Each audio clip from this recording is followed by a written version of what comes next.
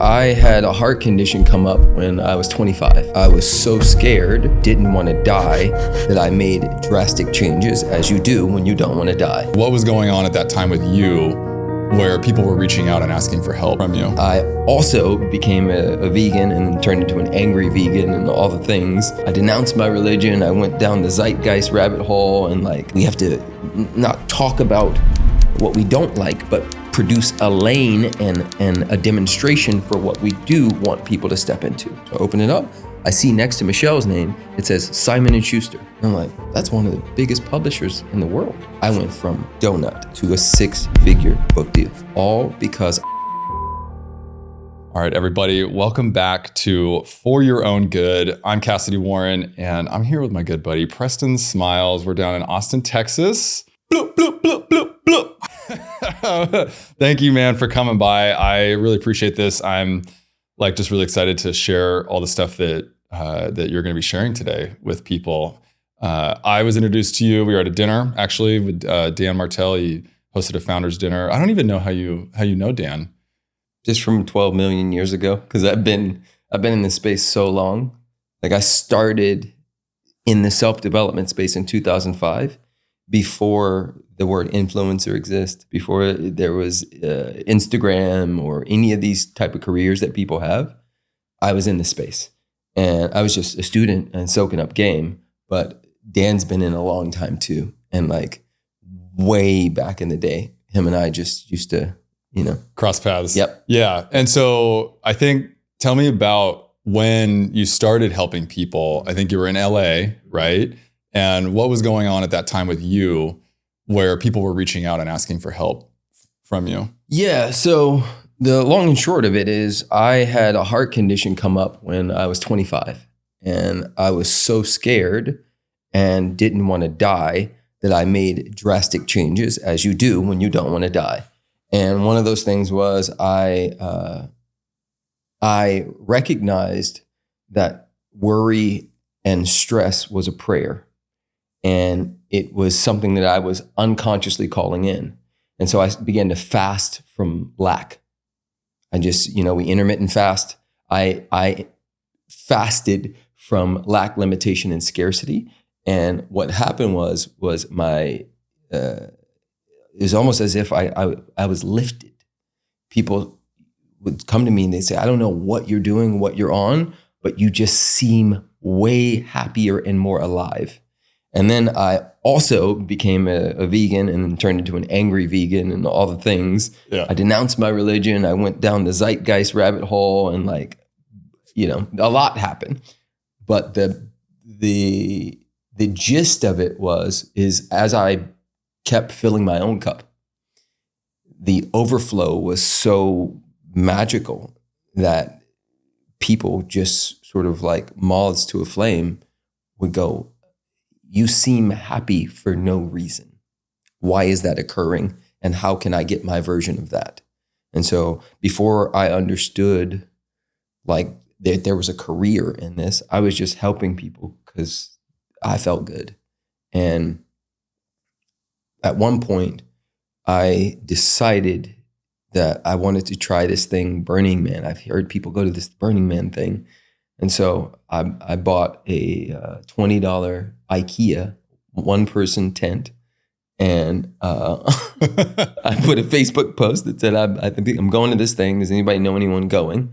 And I hitchhiked with this random dude I've never met, 15-hour drive or something like that. And went to Burning Man by myself, had the most radical, best time ever. And I came back and I was like, yo, if that can happen in the desert, it can happen in LA. And I created this thing called the Love Mob, which at the time was just, a few of us. And the point was to do organized acts of love. And the Sandy Hook school shooting happened. And I got really energized and I just put up a Facebook post and I said, listen, I'm going to Hollywood and Vine, to Hollywood Boulevard, and I'm going to be singing the Beatles song, All You Need Is Love. Anybody who wants to remind the world that love is the answer, show up there. This is literally before you could organize in this way. It was just a Facebook invite thing. And like 50 people said they would go. Well, probably close to 700 showed up. Wow. And they had to bring out the helicopters and the police, and they shut down the street, and it just turned into this gigantic, massive, like love parade. And people threw me up on their shoulders, and I don't know if you can get the B-roll of this, but it's out there. Okay. And I had this sign that I had written earlier that morning that said, "This is for those kids." And we're singing, and I'm up on everybody's shoulders, and it's this big, amazing thing. And that turned into, when's the next one? And I had, there's this place in LA called Skid Row where there is a giant homeless encampment. And my dad used to live on the streets too. I had a special place in my heart for homeless people. And so I said, let's bring Hollywood home. The next thing we're going to do is we're going to do a party, a block party in the scariest, darkest, ugliest place in Los Angeles and probably the US. People are scared to go down there. People are zombies down there. But we're going to bring love and we're going to unite. I did another big event and invited Michael Beckwith and a bunch of other people, and it blew up again.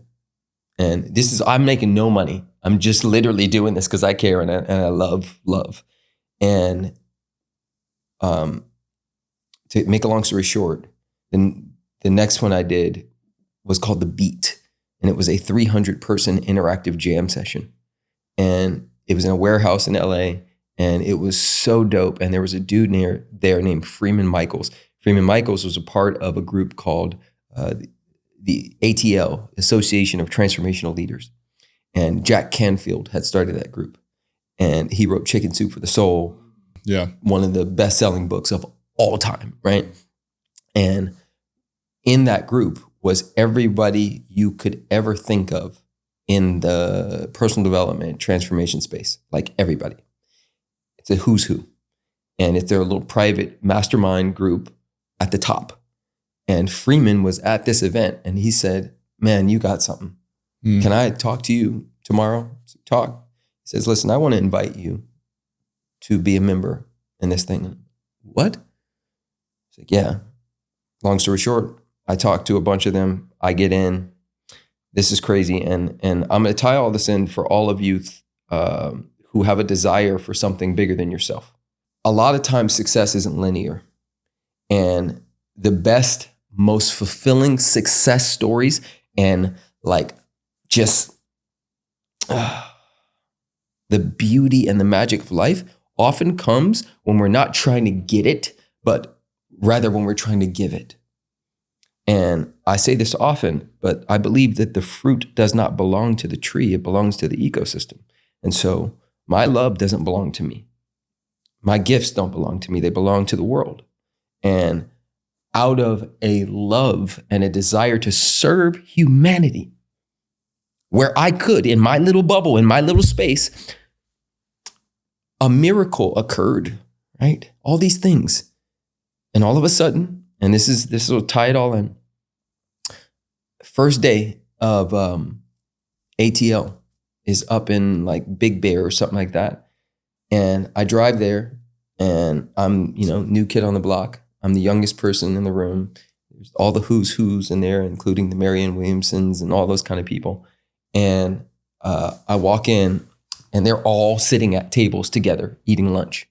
And it's like junior high school all over again, right? Because I'm like, I don't know anybody. And I'm just this young, skinny black kid who has no money and just like has a dream and like is helping people, right? Meanwhile, all these people are multi-millionaires. They're killing it. They're at the top of their game. They're in their pocket. And I'm like the new kid on the block.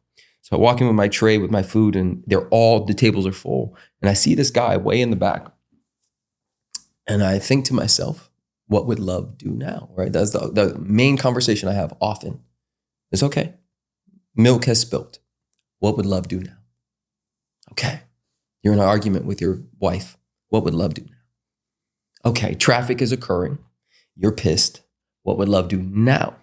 And so I asked this question, what would love do now? And I said, love would go talk to that dude because he probably feels just as alone as I do. So I walk over to him. I put my tray down. I say, can I sit here? He says, absolutely. So we sit and we have a conversation, and it's amazing. His name is Bruce. He said, Preston, tell me about yourself.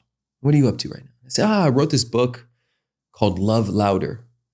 And I'm just really clear that if there's going to be a little Wayne, there must be a little Preston, right? That like we have to not talk about what we don't like, but produce a lane and a demonstration for what we do want people to step into. He said, that's amazing. You have a publisher and all that stuff? I said, nah, man, I'm just getting started. I said, oh, awesome. I said, you know what? Give me your email. I said, give my email. The whole weekend happens. It's beautiful. It's magical. Monday hits, and I get an email in my inbox. It says, Preston, meet Michelle. Michelle, meet Preston. I'm like, who's this? So I open it up. I see next to Michelle's name, it says Simon & Schuster. And I'm like, that's one of the biggest publishers in the world. So I read the thing, and it says, hey, Michelle, I met this superstar kid. He's got a book called Love Louder. I think you two should talk. She replies, Preston, I'd love to talk to you today. I'm in New York. I know you're on LA time zone. We jump on a call. It's instant. She said, all right, we want to fly you to New York and talk about offering you a book deal. It was a 6-figure book deal. I went from donut to a 6-figure book deal, all because I followed something that was inside of me that was based on how can I bless and serve others. And that was one of many beautiful miracles that occurred in my career. I love that, because you said success is not linear, and you gave and you gave and you gave. Because I was going to ask, where did that come from? Where did that desire to create those events, create that space, where did that come from inside of you to then even create the moment? Because I totally believe in those moments will present themselves to you when you're ready to receive them. And so what was it in you that you were like, I need to create these events? You know what it is, man? Again, in my work, I help entrepreneurs and coaches really level up, come out of their shells, and step into their most unapologetic selves. And the reason why I do that is because we're all in relationship with each other's nervous systems. And most of our nervous systems were formed between the ages of 0 and 7. And then after that, there's all this trauma and shame and compounding shame and trauma. And then family stuff, then bullies, then puberty, and all of that stuff is in the pot, right? And what we tend to do as humans is we contort ourselves to stay safe. So my parents were very stressed out, so I became an out of the way kid. That's how I contorted myself. Oh, I'll have no needs. I'll be perfect little Christian boy. No problems here. I won't break my leg. I won't break anything. Because if I get hurt, if I get sick, it'll add stress to your life. I had friends in my neighborhood whose parents were depressed. They became cheerer-upper kids, right? Clowns. I'll make you laugh. This is how they contort themselves, right? I had people who I've coached and known who identify as shy. And I'm like, shy is not who you are. Shy is who you became because your house was dangerous. And so that's how they contort themselves. Well, I grew up in special needs classes because they didn't understand that I was dyslexic. And because I didn't have a standardized brain, I did terrible at standardized tests. And by 9, they put me in special needs classes with children with Down syndrome and Asperger's and things of that nature. Well, a 9-year-old is pretty genius. Like my son is 7 and he's pretty aware of a lot of life, right? And so my 9-year-old consciousness made the association. Okay, these kids are, and this is 1990 something. No, this is 1989. The word retarded was the word that we used back then. Okay, these kids are retarded. I must be too. And so I always had a special place in my heart for the underdog. That's the answer to your question. If humans are being hurt, mistreated, not seen, and the majority is coming down on what we would call the minority, I'll go ahead and side with the minority. And so when the kids at Sandy Hook got shot, it's like, okay, we need to remind them that they're not alone, right? We need to remind the powers that be that the way that their gun laws is set up is not necessarily that awesome. And each time, again, also I shared this, but my dad had his own demons. And one of those demons was drug abuse. And so as a child, I was aware of how somebody succumbing to these alcohol, drugs, anything of that nature, it can take them. So most people see homeless people and people on drugs and they go, oh, those bad, dirty people. But it was so close to me that I understood my dad's not bad or dirty. He's just sick. And so, again, I have a special place in my heart from an empathy, compassion place that says, there are no throwaway humans. I felt like a throwaway human. And oftentimes your complaint is your mission, right? And everybody hear that. The very thing that you're complaining about is the thing that's yours to bring forward. And so about a big part of my dharma in this lifetime is to remind people that there are no throwaway humans, that everything here is intended here. And we are interdependently in this dance together. Doesn't mean violence can't happen, doesn't mean we can't have disagreements, but there's a context from which we see human beings that I am doing my best to be a demonstration of, and also supporting other people. And so this concept of the fruit is part of the universe. Mm-hmm. I want to dig a little bit deeper on that and what you mean by that, because I love that concept. Mm-hmm. I've heard you talk about, the fruit's on the tree, but then the fruit ends up on the ground. Correct. Too. And then the tree wants to grow high, right? So I want to hear you talk more about the fruit and us being the fruit, or maybe that's part of the analogy or not, but. Yes. So there's a few things to understand. Number one is the desire for something implies the power to do it. Oftentimes, because humans have so many desires, we forget that we ask for certain things. And in the manifestation process, the moment you ask for something and then let it go and have no resistance on the line, the easier it'll come, right? It's like going back to like junior high school, college, the guys who got the girl are the ones who didn't even notice the girl. Meanwhile, the nerd's sitting there like, hey, do you see me? Oh, he's anxious and he wants the girl so bad that she overlooks him for the bad guy. But it's not that he's bad or anything of that nature. It's he's so relaxed. He's so relaxed and doesn't need her. Therefore, she wants him. And it's the same thing that's occurring in the manifestation world. But oftentimes, we forget what we ordered, right? The universe is one giant restaurant, and we're constantly ordering. I'll take the highest highs. Oh, I'll take family. I'll take God, universe, Buddha, Krishna, Allah, source. I would love to experience like what it means to be an empowered, embodied human being, right? We order these things. The tricky thing is we don't understand that the order, what it takes for that to occur, has duality in it. So you can't explain left if I've never had an experience of right. You can't tell me about up if I've never felt down. And so if I ask for up, you better believe that I'm going to get some down in order to even contextually know that I'm up. And that's what I mean by the fruit doesn't belong to the tree. The fruit belongs to the ecosystem. It's all one beautiful process, and it's always producing. Everything we've ever desired is already here on the planet. It might be in a different form. Our job from the tree perspective is just to give and receive and give and receive and trust that it is an infinite source. It will never run out, period. Never, never, never, never, never.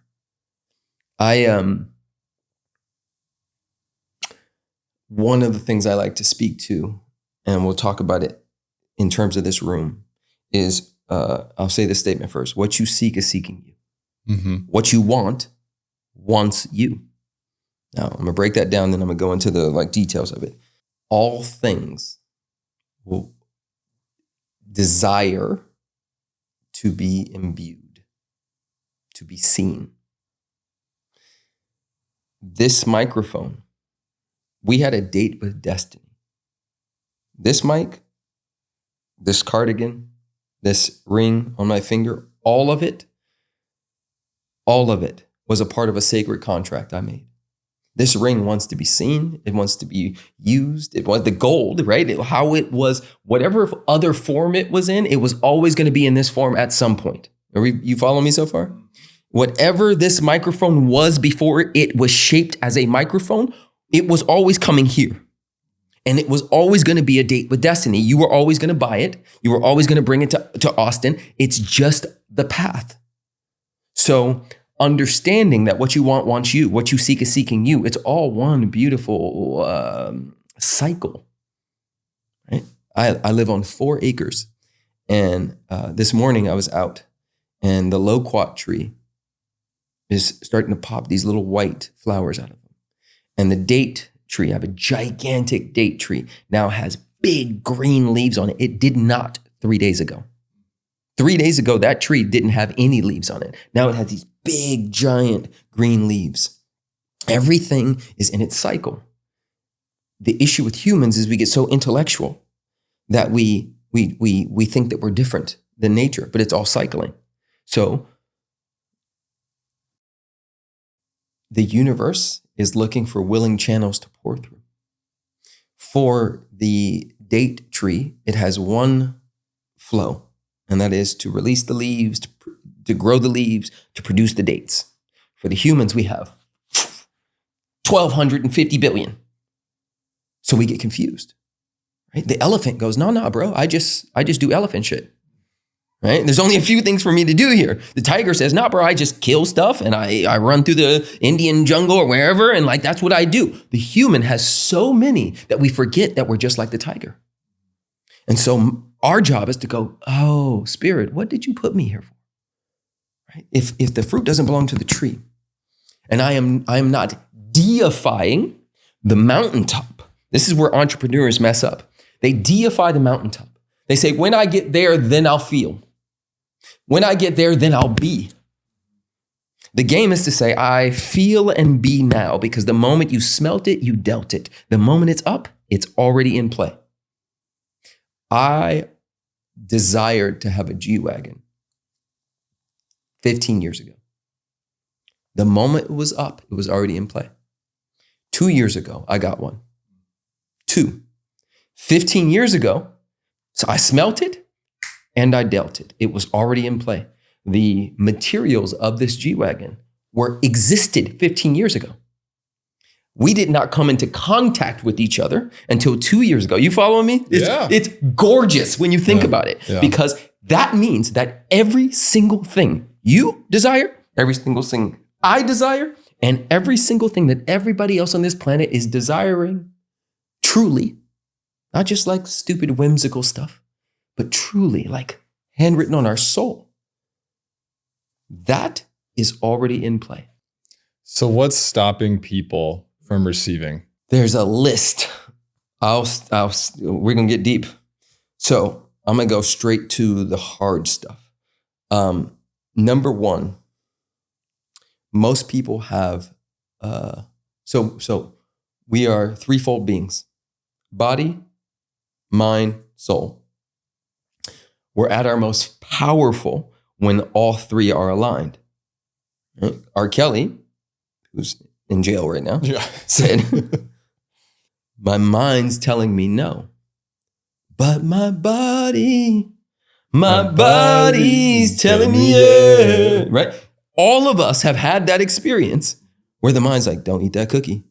Don't eat that cookie. or don't date that person. Don't hire that person. Don't sign off on that contract. You know it's not right. But something, they're not aligned. And so one of the biggest jobs of all humans is to build a somatic body, because the mind, it's a monkey mind. It does what it does. The soul knows. The soul is done. boom, landed. The soul understands the whole game. The body is the thing we need to get on track. Because when the body's aligned with what the soul is, when the body is clear and clean, which I'm going to talk about how to clear it and clean it, then that threefold being thing, it's like an arrow pointed at the perfect target, right? So forgiveness. Let's start there. You clean the somatic body. You create spaciousness by way of seeking out all scenarios, people, circumstances that you have yet to forgive, including self. Everybody on the other side of this camera, everybody listening to this podcast right now, you have dirt on your hands, you have blood on your hands. There's stuff you've done that you have not forgiven yourself for. Let that land. There's more than likely sexual abuse in your pocket, some form or fashion. When the Me Too movement happened, I was like, oh, somebody's coming after me. I did some shit back in the day. They didn't, because I had already cleaned up a lot of those things. But all of us have blood on our hands. All of us have stuff we've done. All of us have stuff that has happened and occurred to us that we have not forgiven, stuff that we swept under the rug, stuff that we've intellectualized. Oh, it's okay. She was just X. He was just Y. Oh, it's okay. I said no, but then he kept going, but then like it was fine. No, it wasn't. Not to your body. And so we have to address the elephant in the room. Number 2, clear shame and guilt. These are all, they overlap. This is what I mean by blood on the hands. What do you still feel guilty about? Everybody listening, make a list of all the things you still feel guilt around. Make a list, top 5 to 10 things you still feel shame around, including proximity shame. I used to try to hide my dad from people. That was proximity shame. I tried to keep him away. When I was in college, my dad moved to Louisiana and he lived in a crack motel down the street. And I'm supposed to be this happy-go-lucky college student, and yet I have this dad down the street who's in a crack motel. There's a certain weight to that. And so when people ask or want to meet your dad, I'm like, no, you're not going to do that. That's proximity shame. Right? There's all kinds of stuff that keeps the channel not clear. This one's going to get juicy. Every single person has an invisible opponent that they need to relinquish. We'll break that down. Now I want to ask you who yours is. Oh, God. Okay, so I want you to answer this too. Okay. So an invisible opponent is the person you're still trying to prove something to. An example would be you're 13 and the mean girls call you fat. You're 12 and you get bullied and they call you a faggot. In my case, when I was 9 years old, my dad, 10, my dad went to jail for the first time. That's when I got the signal, oh, it's not okay for you to be a bad guy. It's not okay for you to be wild and crazy. You must be a perfect Christian boy because that dude's taking up all the space of the bad stuff. So from, let's call it 10 years old to 40 years old. I'm 45 now. 10 to 40, I've been trying to beat my dad. Everybody let that land. I've gotten accolades. I've gotten rewards. I've made millions of dollars. I've sat at the top of a mountain for a long time, but a lot of that was from proving energy. I'm going to prove that I'm better than that dude. That was my invisible opponent.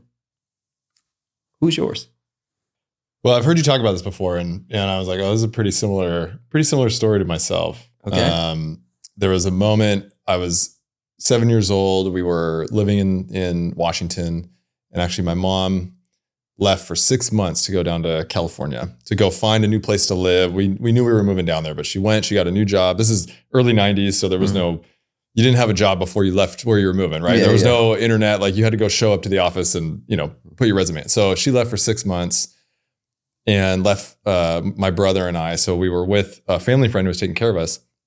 I started getting in a bunch of trouble. I was being a bad kid. I was acting out, right? Didn't have your mom at 7 years old. And when we finally moved down there, that was when I remember consciously making the decision as a child at 7 years old to say, I'm never going to be a bad kid. I'm going to be the best student. I'm going to be the best everything that I can be, right? And this is a recent realization for me going through work is, and like you said, from 7 to 40, I'm not 40 yet. I'm almost there. It's been this proving energy of I'm going to be the best at everything that I do, right? It's crazy, and it's that gripping energy. And the other thing that I did is I wrote down. This is through some of the work that I've done with Dan. Actually, I wrote down all of these stories of my childhood, and they started grouping and collecting in different. Like you can find patterns, right? And I realized there was sort of two versions of myself. There was this A+ student, best athlete, follow the rules, all that. And then there was this kid that was getting in a bunch of trouble. I was getting in a lot of trouble. And also there was not a lot of consequences either. So there were moments I was getting in trouble. There was a lot of other stuff that I was doing that I was very close to getting into a lot of trouble, but for whatever reasons, I wasn't actually having consequences. And so was I learning my lessons? Was it a problem? No, because I wasn't actually having consequences to my actions, but I was living these as a child all the way up until I quit drinking and quit smoking and vaping and all that stuff. Up until then, until recently, I was like, oh, I'm not living a dual life anymore. That absolutely huge. I was the greatest chameleon that ever existed. Yeah. Because I would show them that, and then I would go outside and I would spray paint, I would fight, I would beat people up. I was doing everything. I would be 50 miles away on a bike, bro, on a Detour Dyno GT bike, like gone, right? We would get in trouble at the mall, like everything you can imagine, but I never got caught because the good boy can't get caught. That's right. Right. And the question to ask everybody, because I know some of you are going, well, what's wrong with any of that? It's at what cost, right? My dad, even though he made some pretty huge mistakes, my dad lived freer than I did in many ways, right? Because he just did whatever he desired to do. There was consequences to that. And I was one of the unintended consequences, right? He took up all the space, so I can't take that space. Well, who says so? What's the healthy version of that, right? And so that's what each of us gets to ask, because we are dynamic human beings. We aren't just one thing.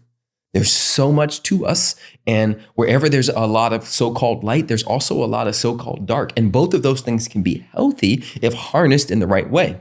Oftentimes I get asked to speak at these men's retreats and events and things like that, and I just did one for South by Southwest, and I said, don't answer this, but do answer this, but don't answer this. So how many of you jack off to porn in this room, right? And you could hear a pin drop, bro. Everybody's like... Right? Nobody says anything. And I said, it's okay, don't answer. I know that probably 80% of you do, right? And I'll tell you why. I know you do because most of you were raised by well-intentioned mothers who did her absolute best to beat out the parts of the masculine that hurt her. Silence. So I'll go further. Your mom was raped, abused, left, and hurt by men. And her response to that was that she would raise a good, sweet little boy. And in doing so, you had to disown the parts of you that were wild and crazy and a killer and that would knock stuff over and be dirty. And so what did you do? You hid it. But you can't beat your biology. So you find pockets and spaces to still feel alive. And how do we find those spaces? Porn. That'll give me a hit. That's taboo. That's something they can't take from me, right? I haven't watched or participated in anything like that for almost 20 years. And the reason is because I had the realization, awareness precedes choice. I had the realization that I didn't have to go down that route, just like alcohol and things of that nature. Those are Band-Aids. Porn is a byproduct of an unexpressed man. Alcohol is a byproduct of somebody who does not feel free in themselves. Therefore, let me find my freedom through this drink, right? I am in no way opposed to people, drinking, smoking, do whatever you want. But can you do it from the healthiest place possible? If you're gonna jack off to porn, can you be loud and proud about it, or at least proud, right? It's the hiding, which is shame, that produces a clogged system. And from a manifestation perspective, here it is. So I often say that I feel like the richest person in the room, not because of the amount of money in my bank account, not because of the houses and all the other stuff that we own, but because I keep clearing the channel. There's a point that you get to, and I'm sure Dan can attest to this. There's a point that you get to when the money doesn't matter as much anymore. Like when you get everything you wanted, then what? Right? I have 4 kids, like 7 houses, all the fancy cars, big ass mansion, beautiful, like dope. I got everything. But what do I really have if I can't feel it? What do I really have? Yesterday, I was jumping on the trampoline with my daughter, and I just had this moment. I'm like, this is it. Her little pigtails going up and down. Daddy, tickle me. We're jumping. And then she jumps on top of me, and we play this game called Blind Octopus, where I pretend like I can't see, and then I find her on the trampoline. Like, that is the game, bro. And there's so many dudes who have money, but they don't have life. They're not alive. They're not feeling it. There's no thump. There's no killer. That, you know it. And they seek it out. They try to get high on externalities. But there's a difference. When you enter a space with a beast, you know it. You can feel it. You're playing a different game, right? You can still get the external stuff. I still like stuff. I like experience and all that stuff. But there's something about knowing who you really are and what really writes the checks and what your job is in this lifetime that just goes, whoo. Then you just ride the wave. There's a peace. And I think that a lot of people are driven by like an anxious, got to get there. This will be the thing. This will make me feel. No, it never will. You'll go from high to high to high to high to high with lots of lows, and you'll always be an addict. That's the thing. Stepping off the addict train and going, I don't need that to feel this. I don't need to get to the top to make this much money, to sell this company in order to be and feel what I think that will feel like. I choose that now. I live it now. I experience it now. So when that happens, it's just Tuesday. Let's talk about that. There's this idea of experiencing and living and feeling it now, like you just mentioned. How do people uncover the hiding, the mask, the shame, and even understand the concept of what you're talking about, to feel it now and embrace it now and release the anxious grip on everything? Practically speaking, what is it? Like, how do we get out of the hiding and the shame and the masks to feel our abundant future, to feel our future selves and not deify the success? Well, you can't disown that which you've never owned. Right? I can't stop something until I realize I'm in it. First step. Why did I just make that move? What's going on? I feel really tight. My jaw's tight. Everything's tight. What have I been thinking? What have I been doing? What have I been believing? What was I just scrolling through? Who was I just comparing myself to? Right? Awareness precedes choice. Here, I'm gonna give you the hack, like straight to the source. Come to one of my workshops. That'll uppercut you. Yeah. Bridgemethod.org. It's we have a workshop called the Bridge Experience with my wife and I. It's a somatic embodiment, leadership, trauma, shame, extraction that is so deep and powerful that you cannot be the same when you walk out. You just can't. It's aggressive. It's beautiful. It's funny. It's all the things, but it's like a heat-seeking missile. And I just want to point to this just for everybody's education. A lot of people go to seminars And they think, oh, that's the work. No, it's not. It's just mental masturbation. And some people go to, and no hate to Tony Robbins or whatever the case may be, and they jump around and they're like, oh, but nobody sees you. They're not pointing out. They're not helping you see where you close and contract. Some people go to Joe Dispenza, right? And they meditate. Fucking awesome. And to sit in the fire and own, to say the words, I did this, and then be witnessed in it. It's a whole different beast. It's a whole different beast.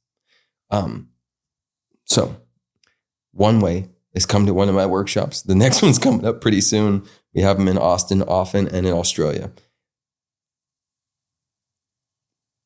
Before, after, whether you do that or not, awareness, get a coach. Humans co-regulate each other. We need each other. We're social beings, born into beliefs and interpretations. So one of the best ways, and you've done this even with Dan, is you associate yourself with a belief that is with a human that is regulated in a certain way, and then you will up-regulate to that person, or you will down-regulate to that person. Environment and proximity is a beast. I have friends who I hang with all the time. Like in 2 days, we're going to go do a little private thing. They have private jets, all the things. But all of us have similar hearts. All of us. And there's something so powerful about being around people who play at that level. And I think that's one of the smartest things you could do, right? If I wanted to be a firefighter, if I just hung around firefighters, I'd probably get it pretty soon, right? If I wanted to be a really good dad, if I hung around and observed really good dads, it would wear off on me. If I want to be an epic entrepreneur, human, embodied, loving, beast, killer, hang around those kind of people. Yeah, and there's the proximity is power. That's something that Dan says all the time, and I really, really believe it. And actually, your story of your book deal is an example of proximity is power, right? Yeah. You were in the room, and you had the good heart. You were who you were. You were your authentic self. Yep. You know, whatever version of you at that time that you were, but that was enough being in proximity to then get the chance. And so I think a lot of people see me, I hang out with Dan. There's another guy hang out with Rich Summers. There's folks that I try to go be around, not to just status grab or clout chase. It's literally because they're resonating at the same frequency, right? Before Dan, I saw a bunch of other people that they didn't resonate with me, right? They weren't on my same frequency, my same wavelength. But for all people, go find the people that you truly resonate with. There's a bit, I don't like calling it fake it till you make it, because that's not what it is. It's not faking it. It's modeling, learning, pulling the pieces in that fit your vibe, your frequency, right? And then adjust and move on. But like the thing that you said that I've said this too on here, the awareness of your mind and your body, like literally as you're scrolling, as you're interacting with other people, as you're hiding things from people, as you're not saying the thing that needs to be said in public or to your spouse or your children, how does your body feel and where are you feeling it on your body? And those are the indicators of like, you need to be thinking and feeling differently. And then saying things out loud. Yep. And so I think there's a lot of people out there that don't necessarily even have the space. So even yesterday I flew into Dallas. I had to drive to Waco. I did a podcast in Waco and then drive down here. My flight was late for no reason. My bags were late. It takes 20 minutes to go to the rental car center, right? And I was feeling my anxiety creep up, right? And this is like the old version of myself, very anxious, right? But I was like, you know what? I'm going to just text my wife and I'm just going to say, I'm feeling really anxious. Yes. And right. Just to even and say it and release it. And then she was able to, I wasn't even needing her to say anything to me. Like I wasn't putting that on her, but she was able to then say what she needed to say. But even me just releasing it. And we have this thing that we say, you're right on time. You're right on time. And that really has helped with the anxiety. But I think feeling your body, really being aware of your body and the situations. And then if you have anyone that you trust, to be able to speak things out to them. Huge. Yep. Absolutely huge. Yep. I want to talk about just pull on the string of fake it till you make it. So given that I have 4 children, I get to see these stages of how humans evolve. And this is why I say that envy is a beautiful thing. We try to make certain things bad, but my youngest, Cassius, was envious of how Kingston, the oldest, and Zai and Zahara, the middle twins, can run and jump off of stuff and climb up on the trampoline and climb up in the trees. And that envy, Cash had a seed inside of him that said, if they can, I can. Yeah. Right? When you are quote unquote faking it, it's not faking it. It's understanding that that if something can be born and birthed in another human and there's a desire to experience that, then there's probably something inside of us that says, me too. And so you begin to generate and sort of like posture, like, oh, okay, is that how it's done? This is what lions and tigers and dogs do. They figure out, right? There's a story, true story, of this dog that was hit. I think it was a couple years ago. And they rushed her to the vet and they said, oh my God, she's pregnant. And she lost her back legs, but all the puppies were alive.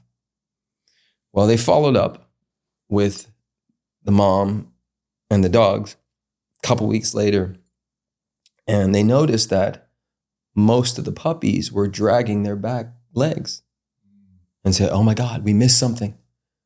They're all hurt. So they take them back and they do x-rays. Nothing wrong with those puppies.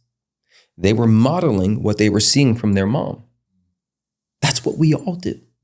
We model what we see.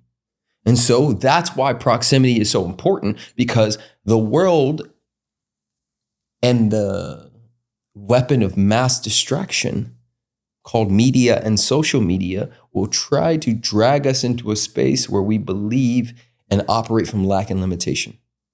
And so your job is to guard the gates of your consciousness and then intentionally hang and consume and interact with, even if the person's dead, right? I listen to Bob Marley sometimes and I'm like, yes, bro. Yes, right? I'm modeling some of my life after how he understood that the fruit didn't belong to the tree. Bob Marley said, yes, use me. I will be a beacon, a vessel, a light for this message that wants to come through, and it will be timeless. You can listen to it in 1995. You can listen to 1989. You can listen in 2050, and Bob Marley will always have a pocket, right? There's something about the resonance of how the message and what he's singing that's like, boom, there it is. So even if the person isn't alive, you find a way to model and posture and figure out, like, what did they do to give their gift in that way? And understand, this is the key piece, because here's where people get in trouble. They look in someone else's yard and they go, I got to be like them. No. What you're looking for is the essence of what they're doing, what they're being, not exactly what they have. Because what you have is going to be completely different. Right? And that's been really cool to parent children in that way. Because a lot of my kids want to follow the oldest. Oh, I want to build a fort like Kingston. No, you're a leader, buddy. What's your fort going to look like? Well, Kingston's fort is cool. I understand Kingston's fort is awesome. But what's your fort? Show daddy. Right? Oof, it's so fun. I love that. I love that. There's a couple things I want to say. There's this phrase, comparison is the thief of joy. And I actually don't 100% agree with that. If you're not coming from a place of lack and jealousy and envy. If you're comparing to say, how can I learn and implement in my own life, like you said, not the things that they have, yes, but the energy and the being that they are, yes, and like how they got to that thing that you may desire, and appreciate and show love for their success, and then model and so I think comparison is extremely useful in a studying manner, not in a lack and jealousy and envy. And then your conversation with your kids about building their own individual forts. And I want to get into some stuff on masculinity and relationships and stuff. And individuality in relationships, because my wife and I, we worked together. Basically, we created businesses together, right? And we spent 5 years just entrenched. And that created a bit of a codependent relationship.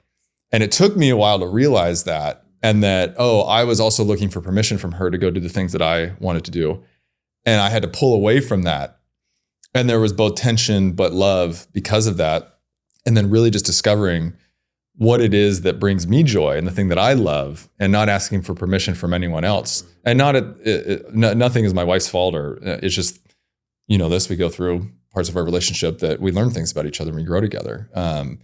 And so I think for people out there comparing and listening to this conversation, finding your own individuality and the things that you enjoy, that you love, that light you up, and actually, again, paying attention to your body when you're doing things or not doing things or missing out, or when you're at your job or whatever it is, paying attention to your body and then really saying, what is it that I want to do? What is it that I want to create? What is it that I want to embody?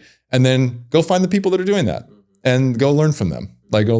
So I want to talk a little bit about masculinity and maybe even the role that social media is playing to influence people's masculinity, or like you were talking about earlier, being raised by mothers that are creating these types of men, and how they show up now as fathers in society. And just curious on your take and all that. Yeah, I think, man, it's interesting because, again, cycles and seasons. And hopefully when we're in those cycles and seasons where they're trending up, I think somebody could look at our current landscape and say, it looks like it's trending down, right? But I kind of feel it's going up. Here's what I'll say. I think that a lot of it is the blind leading the blind, right? And I had a little bit of a rant post maybe 4 weeks ago about specifically the influencers in social media who were supposedly leading the masculine space. And the rant was basically, a lot of these dudes are fake, and to a degree, right? Nobody's all of one thing. And I know they're doing their best, but I think there's a revolution occurring. And I find it very challenging when people try to convince each other that doing ice baths is what makes you tough, right? That because you're in a polyamorous relationship or you're traveling to Bali, that you're somehow a man, and or like a man we should follow. And I understand that there's the marketing, and then there's the substance. And a lot of us have been bamboozled into following the marketing while missing the substance. And I think there's going to be a revolution occurring in social media and out of social media where people are going to start aging into understanding what it really takes to lead a family. Because anybody could just skip and go get another girl. Anybody could add another girl. Oh, fuck it. I'm still horny. Let me let my base desires and my dick lead the show. That's weak to me. That's not real masculinity. The people that I respect are the ones who follow genuine family values, because that's what I'm into. I'm into family. Not everybody needs to have kids, man. So hear me loud and clear. This is not just about that. It's more like, have you been to the bottom and scraped yourself back up? Do you operate from love and integrity? Can you look another man in the eyes and go, yeah, I see it. Those aren't just muscles. There's a different kind of strength in there. And I've spoken to this often, again, ice baths and hitting the weights is awesome, but can you wake up 6 times in the middle of the night and hold a crying baby at 3 a.m. and then wake up at 6, take care of those kids, then go to work and provide and hold space for your employees and your clients and all of that stuff, and still find a way to smile and take time for yourself and get into nature and to attune to what your God is, right? To me, that's a different kind of strength, man. Anybody can travel and make it look cool. Like when you can do householder stuff, right? I used to do transcendental meditation. And they talk about the distinction between the householder and like the person who goes on the mountaintop, right? A householder plays a different role. I'm a householder. You're a householder, right? How do you lead your partner, your family? What does it mean to provide? That's a whole different beast because it's not just financial, right? For me, like kids right now are also getting really addicted to machines and tablets and all of that stuff. And to be able to ride the wave of seeing what's being presented and still hold strong and hold a line and a boundary with your family and to say, I'm doing this. What's the name of your podcast? For your own good. For your own good. Right. That's manhood to me. Even the podcast space. Okay, you got a microphone, bro. That's awesome, right? Dope. Yeah. That doesn't make you a man. No. Right? Like what do you do when those cameras are off? And I've had the good fortune of being behind the scenes with some of the top quote unquote influencers, and I'd say half are the real deal. And the other half are good marketers. Yeah. I think that's interesting that you say that because that's something that I keep conscious about all of this work that I'm doing and putting stuff out there is making sure that I'm being the most authentic version of myself on and off in these conversations because, and I've dealt with anger in the past and I've dealt with frustrations and I wasn't even aware that I was angry necessarily or that I was acting out. And, the world tests me daily and I'm recognizing that it's there for me to be aware of who I am and how I want to show up. I also think that that's why a lot of people don't end up going for the thing that they want to do because they know that they have certain issues. They know that they have lack. They know, not lack, but that they haven't become the person that they need to become. And that if they go put themselves out there in the world, they're going to have to hold themselves to that higher standard forever and ever, which ultimately it's not a higher standard. It's just you are who you are. And once you decide to release these things from yourself, then you're going to be able to be a better person. And so I keep this conscious all the time. I have an executive assistant. For me to be able to hire an executive assistant and be a good person and a good lead, like I have to be empathetic and grateful, like all day, every day, despite, whether the work is perfect or not. Is it my expectations? Is it whatever? But like, I am grateful every day to be able to have my executive assistant. I'm grateful every day for my wife. I am grateful every day to have the opportunity to come out and talk to people like you and do this. And that may not have been possible before. And so I just think, it's just something interesting that I've been thinking about. Dude, let me just tap on that for a moment just to keep pulling this apart, right? Like back in the day, there used to be grandfathers and uncles that would teach you how to talk to women, how to work on cars, right? How to camp, things. A lot of that doesn't exist anymore. And so what's occurring is we're learning from dudes who don't have that either. And I just want to acknowledge you and all the other men out there who are taking the time to know how to change their tire if the car breaks down. The men who are putting themselves in tough situations and then opening their hearts, right? And still loving and re-entering the room. One of the hardest things you can do as a man is be in a relationship with a woman, because that will test you to the nth degree, because we're different species and we haven't been taught how to be with each other. And so, another thing I deeply respect is when people, I'm not even a proponent for stay together forever kind of deal, but can you, if you're going to leave, if you're going to break up at the top, not the bottom. Weak men leave and break up at the bottom. Strong men say, okay, there might not be the thing, but let me step back. Let me re-enter the room. Let me open my heart again. Let's get us to a place so I know, okay, this isn't it. It's easy to run and go replace and go find another woman at the bottom. Can you re-enter the room, love yourself and your partner in such a way that you both feel good, and then make a decision to step out?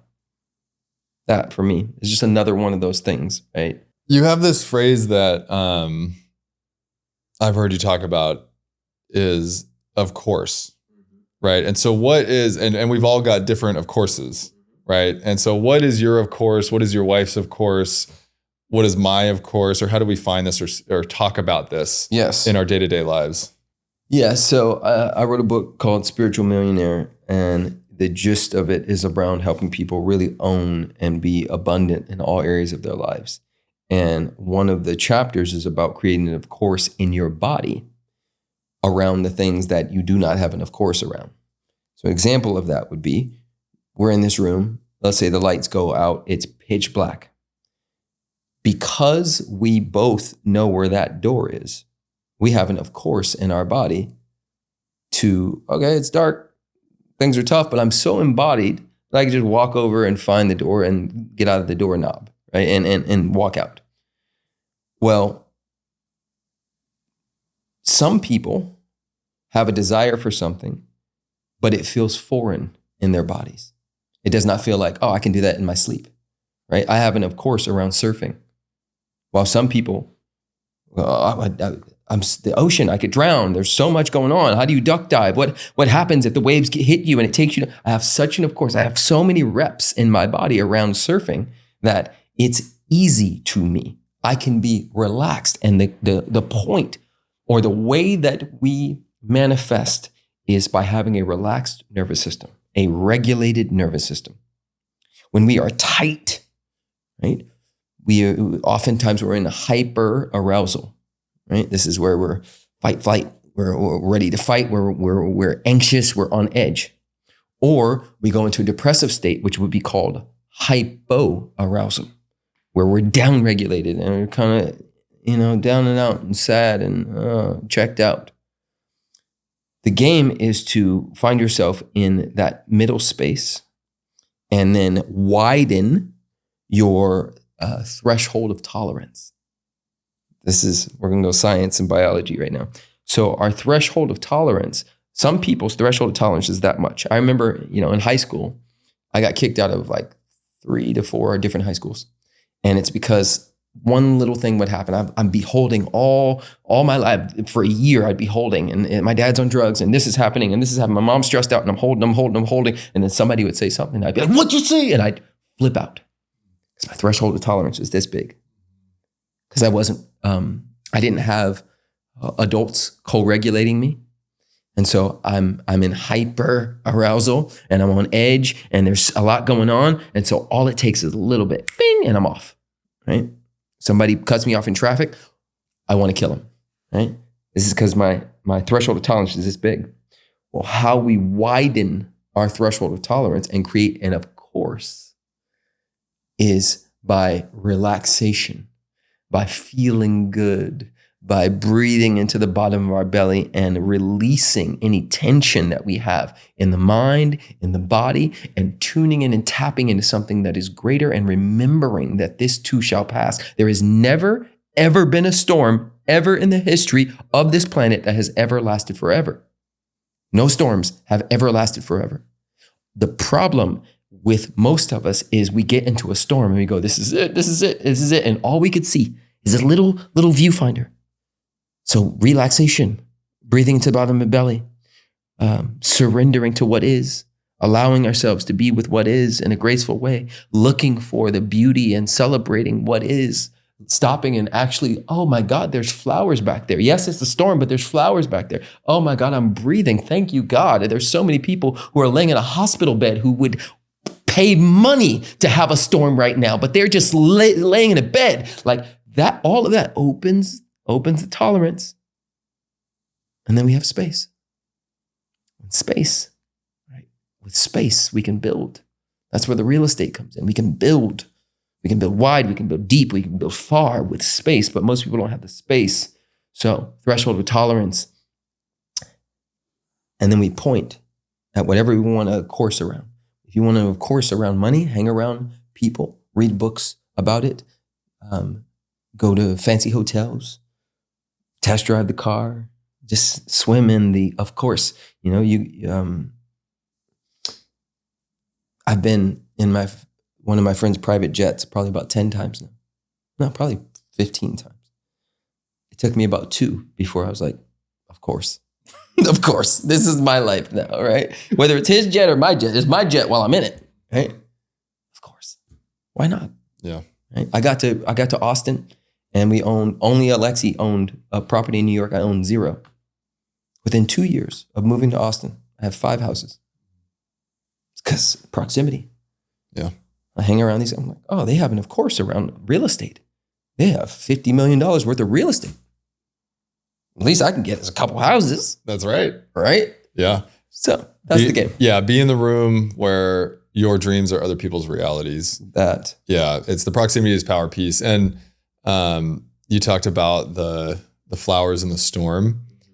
And that's sort of around like this law of opposites, right? And finding stuff. What is your take on the up, the down, the flowers in the storm, the law of opposites, and how we can apply or be aware of it in our own lives? Yeah, in short, because I know we got to go soon. Yeah.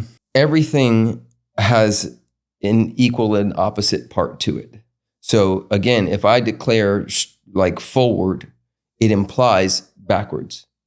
If I declare up, it also implies middle and everything, including down. And so anytime you make a declaration, you have to understand that the law of opposite is a part of it, right? Because there's conception, declaration, oh my God, I want to climb that mountain, right? And then instantly, because we have a conception, it has to go into the law of mind, and the law of mind includes the law of opposites. It goes into a contextual field where we say, can I do that? Can I climb Mount Everest? And if you aren't careful and have not guarded the gates of your consciousness, then deception will come in and it'll say, of course you can't, right? You don't have legs. Of course you can't. You don't have the time. Of course you can't. You don't have the money. And that's the law of opposites at play at some level. And it's our job to drown out that voice to the degree that we can and remember that the desire implies the power to do it. Not everybody wants to climb Everest. Not everybody wants to start the coffee shop. Not everybody wants to start the podcast. Not everybody wants to have a clothing brand. Neither one of us do. Right? But whoever created this, that was theirs. So the desire and the conception, right,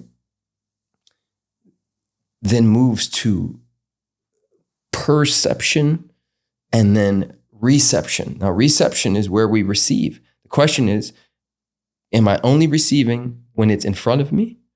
Or do I understand that there's something moving the planet that's rotating this thing? There's something that's growing my hair and the grass and the trees, and that thing is at play. Remember, 15 years ago, I desired a G-Wagon. 2 years ago, I got it. Did I just receive here? Or was it the receiving in between that made this possible?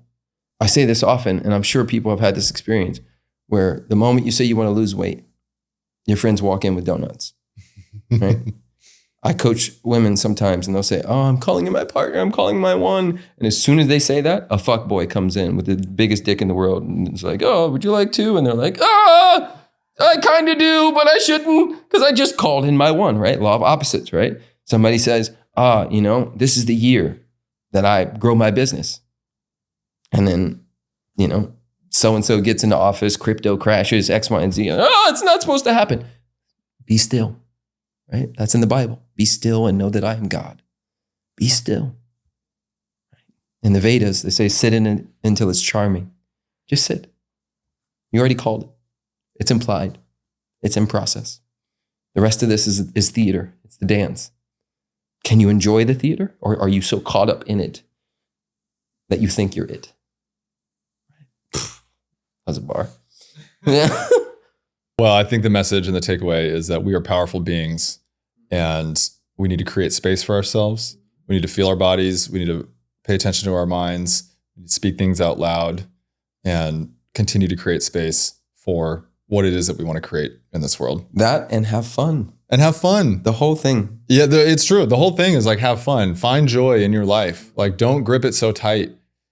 Be ready to receive the joy and the fun. It's not as serious as it has to be, right? So your book, Spiritual Millionaire, is out. Everybody can get that, right? And a lot of what we're talking about today is in there, I'm sure. Where do you want people to go to connect with you?